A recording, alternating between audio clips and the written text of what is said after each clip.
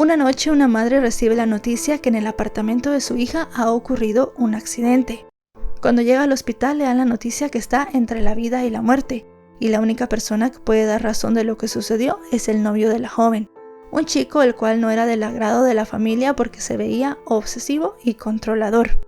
Si bien en un principio todo se comenzó a investigar como un accidente, las pruebas y las investigaciones de la policía hicieron que se viera todo el panorama y que se descubriera un horrible secreto. Si quieren saber todo lo que sucedió, quédense conmigo hasta el final del video. Hola a todos, ¿cómo están? Mi nombre es Lesma, espero se encuentren muy bien. Yo como siempre muy contenta de poder estar un día más aquí con ustedes, muy agradecida de que me estén viendo donde quiera que se encuentren. Hoy tenemos un caso sucedido en Argentina, el de Lucía Mujica. Acompáñenme a ver todos los detalles.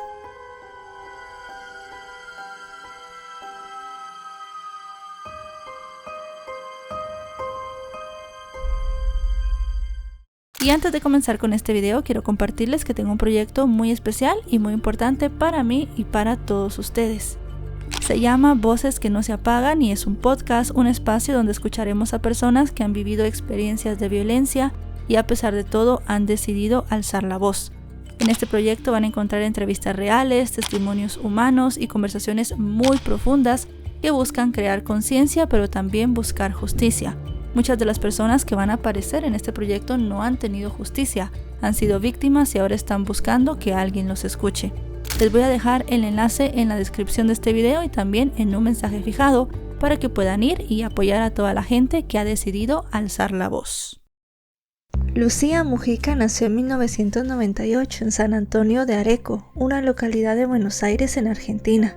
Se sabe que sus padres se separaron y vivía junto a su madre y una hermana menor llamada Martina. Sus familiares la describieron como una joven alegre, dedicada, independiente y soñadora.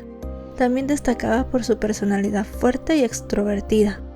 La joven completó la escuela secundaria y en esa misma se inclinó hacia las actividades artísticas y deportivas. Así que después de graduarse cursó estudios superiores como técnica hotelera y gastronómica. Luego de recibirse obtuvo un empleo en el cual le iba muy bien, pues estaba encargada de una cadena de comida. En su tiempo libre disfrutaba de música y de salidas con sus amigos. Así las cosas, alrededor de 2020 su vida dio un giro decisivo, cuando conoció a un joven 2 años menor que ella, con quien comenzó una intensa relación de noviazgo. Este chico tenía por nombre Nahuel Ezequiel Casco y había nacido en el año 2000. Aparentemente llevaba una vida informal y muy precaria, algo muy común en la zona rural donde él había crecido. A diferencia del éxito profesional y la prosperidad logrados por Lucía, él no tenía hogar ni empleo fijos. Esto incomodaba mucho a la madre de la joven, que no veía con buenos ojos aquella relación. De hecho, la mujer no se llevaba nada bien con Nahuel, pues estaba convencida que ese chico no era la persona indicada para su hija. No obstante, y pese a las objeciones de su familia, Lucía parecía estar muy enamorada y se negaba a romper cualquier romance con él. En su afán por ayudar a Nahuel a mejorar su situación financiera y que sus seres queridos lo aceptaran, la chica le consiguió un empleo en la fábrica donde trabajaban su cuñado y su primo. Pero al parecer Nahuel no cumplió con las expectativas de sus empleadores y terminó siendo despedido. Entonces Lucía lo recomendó en la empresa donde trabajaba ella. Además, en esa época también trabajaba en ese lugar su madre, pero allí no aceptaban parejas, así que él no pudo ingresar. Eventualmente lo ayudó a gestionar un cargo en otra fábrica, donde al final el chico sí que empezó con su trabajo. Poco a poco comenzó a aparecer en él una supuesta estabilidad, pero esto no hacía que la familia de la joven lo aceptara, pues aunque al principio la pareja parecía llevarse bien, poco a poco Nahuel fue revelándose como un hombre posesivo, celoso e controlador. Eso sí, no existen registros policiales de que ella en algún momento hubiese denunciado algún episodio de violencia doméstica. Pero eso sí, a mediados de 2022, después de 2 años juntos, ocurrió un incidente inquietante que encendió las alarmas de todas las personas que querían a Lucía. Todo sucedió un domingo que parecía ser uno más como cualquiera. La madre de Lucía y ella estaban en casa compartiendo con unas amigas. Nahuel también estaba de visita y se encontraba conversando con la joven en su habitación. cuando de repente las personas en la casa escucharon un golpe seco. Preocupada, la madre de la chica fue a toda prisa a ver qué sucedía, y cuando abrió la puerta vio el teléfono de su hija estrellado en el suelo. Rápidamente la mujer preguntó qué había pasado y entre sollozos Lucía le respondió que no pasaba nada y que todo estaba bien. Él volvió a intervenir para decir que le había roto el teléfono de nuevo porque lo había sacado de quicio. Al final la mujer terminó echando a Nahuel a la calle y le prohibió que volviera a su casa. En ese momento también le dijo a Lucía que lo mejor era que terminara la relación, pero pese a las advertencias ella siguió con Nahuel, alegando que no había tenido oportunidades en la vida y que se comportaba así porque tenía un pasado complicado. Incluso Lucía comenzó a barajar la posibilidad de mudarse con el hombre, ya que él no tenía dónde vivir. En ese momento para la madre de la joven estaba claro que Nahuel manipulaba a la chica.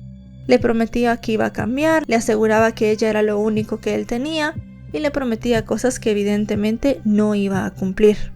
Así las cosas, ella continuó con su plan de mudanza y en septiembre de ese mismo año alquiló un apartamento a pocas cuadras del hogar de su madre y justo frente al colegio donde estudiaba su hermana menor. Ella quería ser más independiente, pero también de nuevo, como les digo, quería darle una mano a Nahuel para que pudiera salir adelante. Con estos antecedentes llegamos al 13 de septiembre de 2022 cuando se realizaba una festividad local en el lugar donde vivía Lucía. Esa noche alrededor de las 7:30 la madre de la joven recibió una llamada que la derrumbó por completo. La persona al otro lado de la línea le dijo que había ocurrido un accidente en la casa de su hija, que se trataba de un incendio y que debía ir al hospital donde la joven estaba hospitalizada. La mujer llegó lo más rápido que pudo y cuando entró a la sala de emergencias vio a Nahuel sentado con una mano vendada.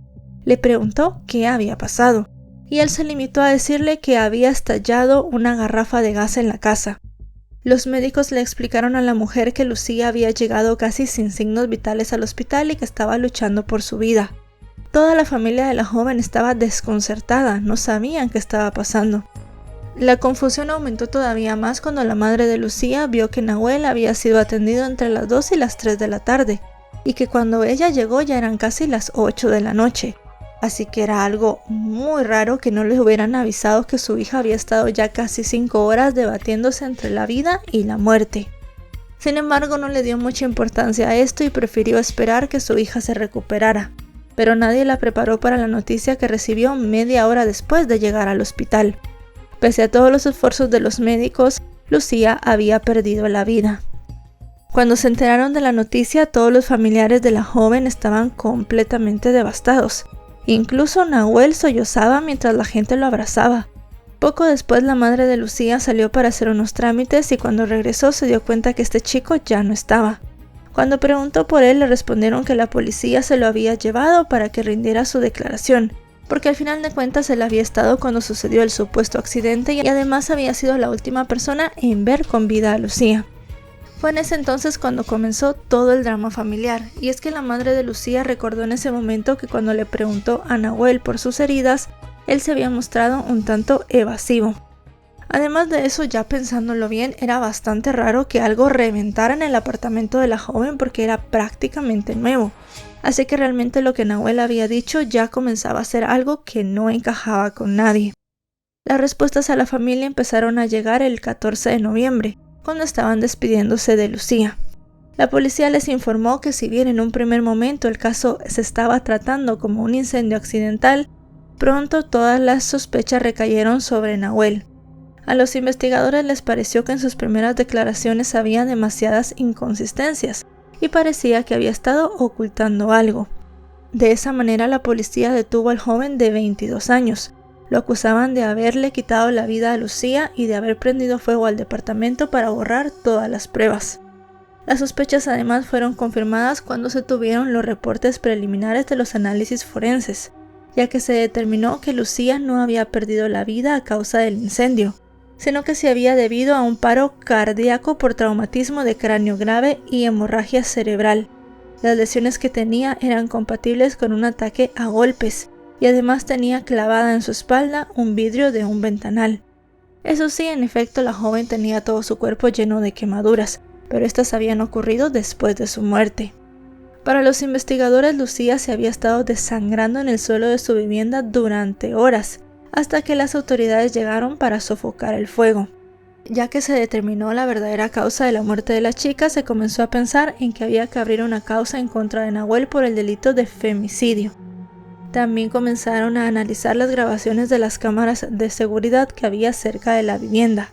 Estas revelaron que Nahuel había entrado y salido de la vivienda el día de los hechos varias veces, y que además de eso también fue captado en las afueras del hospital hablando con su hermana, que era enfermera.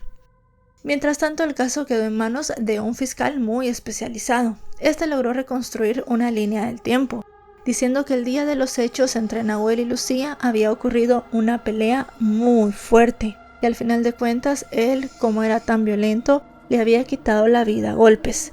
Después de eso había intentado ocultar lo ocurrido, haciendo explotar algo dentro del apartamento de Lucía para que éste se quemara y que todo pareciera un incendio no intencional. Pero como ya sabemos, su plan no resultó. Así las cosas, el hombre compareció ante el fiscal a cargo del caso y quedó imputado por el delito de homicidio agravado por el vínculo, por haber mediado violencia de género y por ensañamiento. Además, el hombre hizo uso de su derecho a negarse a presentar declaración y optó por guardar silencio. Así las cosas, se le impuso la prisión preventiva y fue enviado a un penal a la espera de su juicio. Dada la gravedad de la acusación, ya se hablaba de que sería condenado a prisión perpetua. El caso llenó de indignación a todos los habitantes del lugar donde Lucía vivía. Las redes sociales se llenaron de mensajes de solidaridad hacia su familia y también de exigencia de justicia. Los vecinos además convocaron una marcha para recordar a Lucía y para exigir la pronta condena de Nahuel.